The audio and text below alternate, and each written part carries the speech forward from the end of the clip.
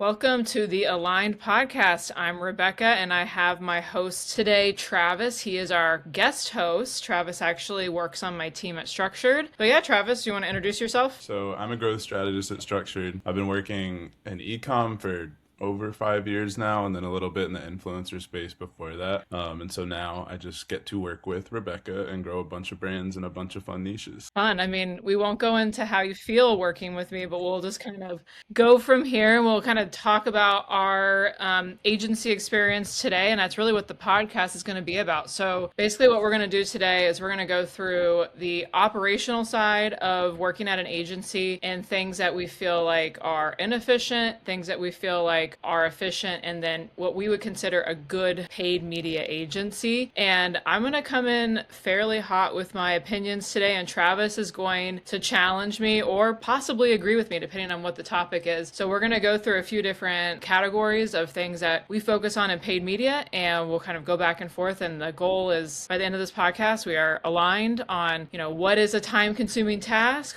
What things should you expect from your paid agency, and kind of get a feel for what we're like to work with and things that we're thinking about. So without, too much more of an intro, we'll kind of just dig into it. So first category that I want to talk about is what I call like time consuming tasks. These are the tasks that I think are time sucks and don't really like ladder up to performance in like a easy way. Maybe kind of like, maybe it's connected, but I can't really find that thread. So I'll kind of start off with my first thought, and then Travis, I'd love to hear your opinion about this. So yeah, the first one I have is standardized biweekly call decks or reporting. I think these are typically a time suck, but also aren't always that helpful. So I typically don't love these because I think you spend a lot of time on them. They don't really tell you that much interesting information. I don't know. What are your thoughts about standardized reporting or standardized decks? I'm like 50-50 because some of it I think should be standardized. Like I know a lot of clients like knowing. I have one client that's like really big on TikTok Shop at the moment, and they like a specific setup of data, and then for me to like have notes or whatever on the slide about it. But then the custom side, I feel like is more time consuming because then I end up going through a lot. Like honestly,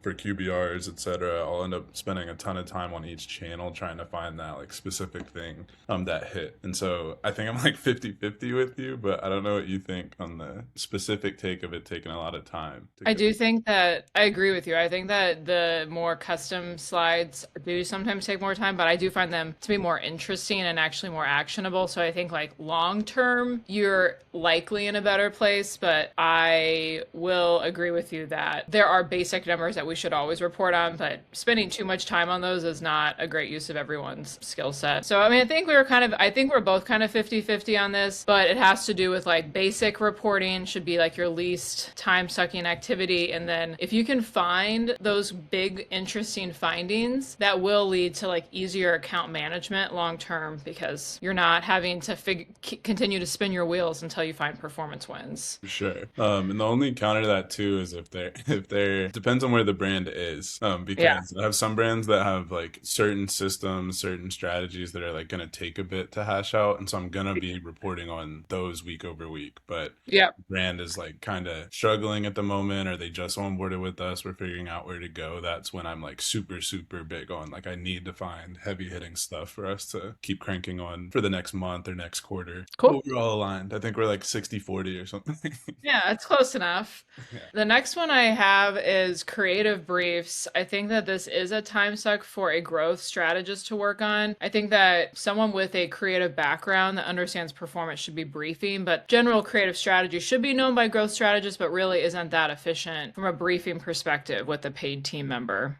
I'm like fully aligned with that. I think briefing's tough because it's like so important to make sure you hit the details. Like if I want a Yeah. certain angle emphasized on a static, I can't just like pretend that that's just one detail out of six. I have to be like, emphasize this. This is the headline. Designer, please look at this. But most of the time, especially like the creative strategists I get to work with as a growth strategist, I still try my best to stay close to like what they're doing. Not that I don't trust them. It's more so I can bring ideas when they're super, booked with a bunch of different brands they're sifting through. And then I see something in this specific account we're talking about. That's when I usually have something or like, oh yeah, I have an idea for this. but the briefing Yeah. is tough. I agree. I think briefing it's a special skill set and you need to it's kind of like this middleman between being highly technical and highly creative, and that's really where they sit. And that's not always a growth strategist's strong suit. So I think that it makes sense to have briefing done by someone with a creative bent. For sure. I agree. Okay, cool. Well, that one was easy. We'll try the next one. This one might be a little controversial. I really think that if you don't have CRO resources within your agency, it's actually a huge time suck for the paid team because there's not a lot of levers you can pull other than just complain about the landing page. So having CRO is actually a time saver, but I believe that it should be with a dedicated CRO person and not like included with the job description of a growth strategist. Yeah, yeah, not a lot. Um, I think that when you're a growth strategist working on a bunch of brands, not necessarily a bunch, but multiple brands, there is just a level of like I can't go so far past their website. I could get them like a all-time record-breaking click-through rate or CPM decrease or whatever, but if it doesn't convert, it doesn't convert. And I don't think that a growth strategist, if you were to put two together, could compete with someone who understands the next funnel they should try versus one that doesn't. Do I think they should be deving it out all the time? No, but I think that not having a really strong POV on like this is a supplement brand, so these are the three funnels I know that tend to work, and then building that out, whether it's like pre-sale to bundle builder, pre-sale to homepage, or an actual isolated offer. I think that a growth strategist at the highest level should own that to a degree. Okay, I think I could get there. So you're really saying like CRO strategy should be dictated by the growth strategist who's working within paid, but the dev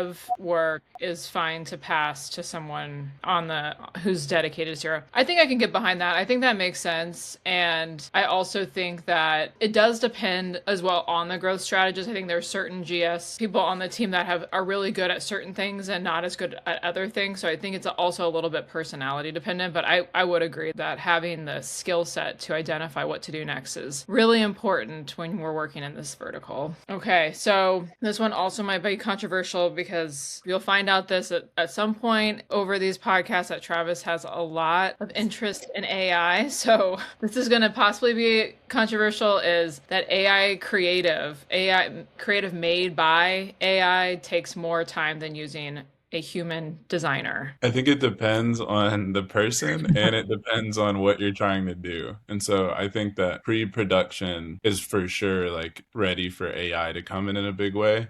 So brief writing, even the research before that, finding formats, things like that, especially with now that like Meta's opening up a lot with like sorting by impressions and ad library. There's a lot of things that I just think if you have a system set up, like a human just literally can't compete. But if you're like, here's this really technical product, get me a photo shoot of it, I think we're like 80% there. And so that's the nuance that I think that you and I would probably butt heads on, is like if I was trying to be specific static, you'd be like, nope, their wrist still looks like it's three of them or something quickly. Yeah, I think it's mostly, I think my feeling is that a lot of brands I've worked with have such high brand standards that I just struggle with this as a general kind of thing to lean into. I think it can work depending on like what the need is, but especially like type product shots, which we see work really well for a lot of our like D2C brands. I haven't really seen an execution that I'm like super excited about from AI that I'm like, oh yeah, we could roll over into that. But then definitely like the actual post-production work with like laying out the content or laying out the format within the ad.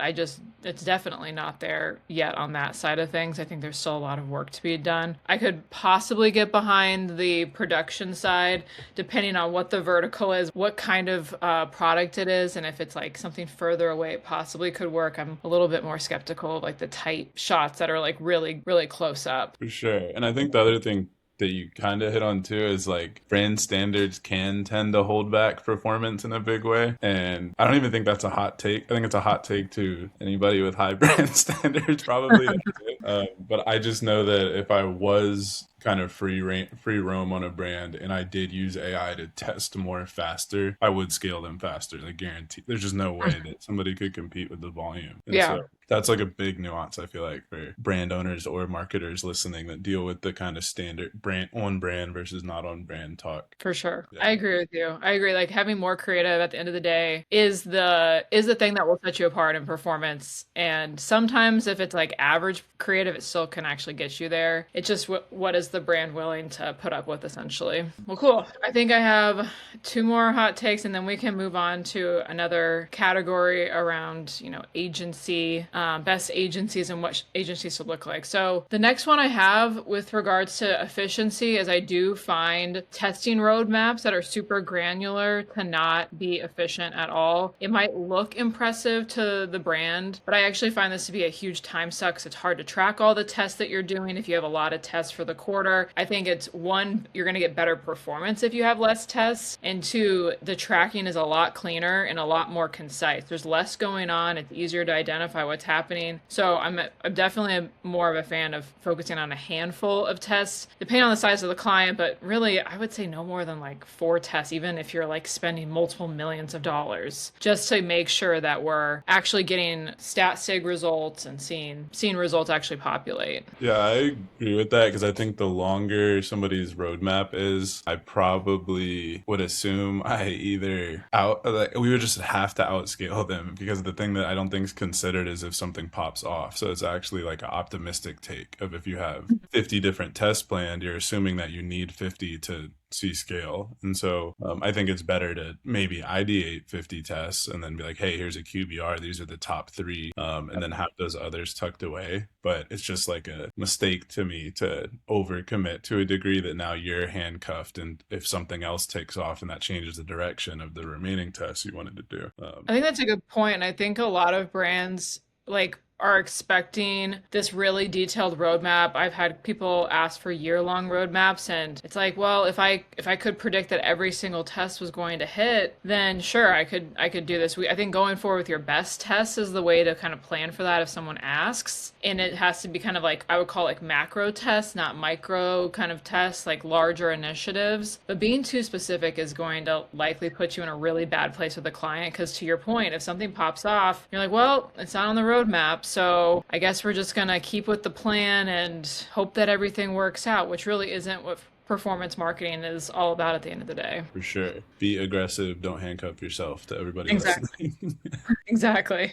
Thank you. And then my last hot take would be around account managers. I don't actually find having account managers working with clients to be a time saver. I find them typically to be a time suck. 'Cause there's like a lot of back and forth comms between the person actually managing the account versus the person that's doing the account management. I think it depends. If it's like a paid only brand, then like Hmm. I'd probably agree. It just doesn't make sense on a lot of my brands, honestly. If somebody was like the communicator between me and them, because Yep. I'm pretty involved in all the media buying on all my brands, and so there's not going to be like a nuance where I need a media buyer to call it out because I probably see it. But if it's multiple services, I agree that, or I disagree that we need to have an account manager is kind of how I feel, just because that person really saves a lot of time for the other two specialists to go in. So I'm like referencing if somebody is signed for paid and retention, there's just a level of communication because that brand is probably pretty big that I think is best to have them separated. Like for example, if Nike came to structured or something like that, I would probably like really love to just like turn my lights off, put my hoodie on, and go to go to work media buying over having to prepare the massive deck that comes with brands that big. Yeah, I can see that point of view. I definitely think, yeah, the more complex accounts